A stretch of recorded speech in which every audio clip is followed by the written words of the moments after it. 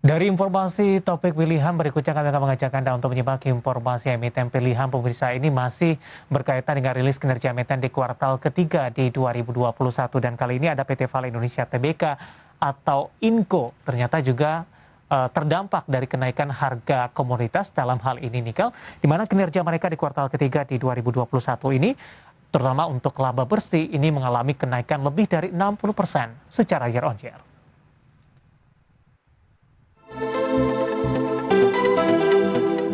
Berdasarkan laporan keuangan konsolidasi interim perseroan, tercatat laba bersih Vale mencapai 122,94 juta dolar Amerika atau setara dengan 1,76 triliun rupiah dengan kurs 14.300 rupiah per dolar Amerika. Laba bersih tersebut 60,40% lebih besar dari periode sebelumnya sebesar 76,64 juta dolar Amerika atau 1,09 triliun rupiah. Melonjaknya laba perusahaan sebagian besar ditopang oleh peningkatan penjualan akibat rally harga komoditas tahun ini. Hingga akhir September 2021, tercatat penjualan Vale tumbuh 20,14% menjadi 686,43 juta dolar Amerika atau 9,95 triliun rupiah dari periode yang sama tahun lalu sebesar 571,02 dolar Amerika atau 8,28 triliun rupiah. Rally harga nikel dunia memberi dorongan besar kepada Vale mengingat kenaikan penjualan tersebut terjadi di tengah produksi nikel dan mate turun menjadi 48.373 metrik ton dari semula mencapai 55.792 metrik ton pada akhir September tahun lalu. Dalam siaran resmi yang terbit di Keterbukaan Informasi Bursa Efek Indonesia, manajemen perseroan mengatakan harga realisasi rata-rata selama 9 bulan pertama tahun ini mencapai 13.934 dolar Amerika per metrik ton, naik 38,09% dari tahun lalu sebesar 10.097 dolar Amerika per metrik ton. Meskipun harga nikel naik, perseroan menekankan beban pokok pendapatan grup per metrik ton nikel mate yang dijual pada kuartal ketiga tahun ini meningkat sebesar 8% dari triwulan sebelumnya. Hal ini terutama didorong oleh harga batu bara yang lebih tinggi. Berbagai sumber, IDEX Channel.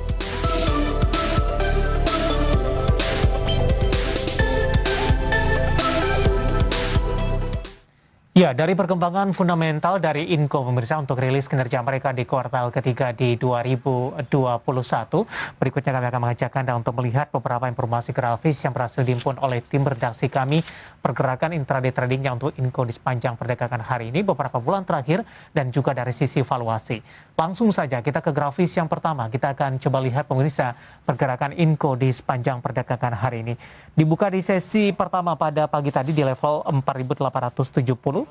Pada pukul 10 cenderung mengalami pelemahan 4840 dan di level yang sama di penutupan sesi pertama di perdagangan hari ini. Di pembukaan sesi kedua masih di level yang sama, sementara di penutupan sesi kedua di perdagangan hari ini Inco ditutup menguat di 1,25% dan ditutup di level 4.850.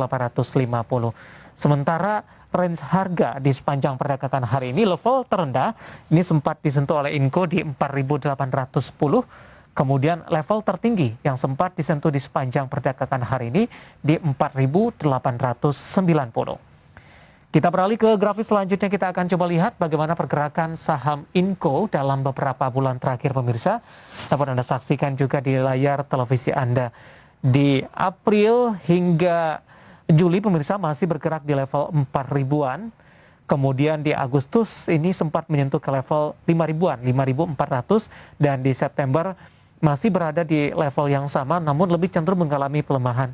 Sementara di perdagangan hari ini pembukaan sesi kedua 4.840, posisi penutupan sesi kedua 4.850 dan sempat mengalami penguatan di 4.890.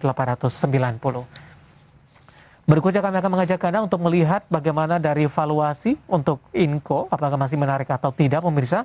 Dari posisi price to earning ratio atau PER dari Inco di kisaran 28,28 kali, PSR-nya 4,01 kali, PBV dari Inco ada di kisaran 1,62 kali.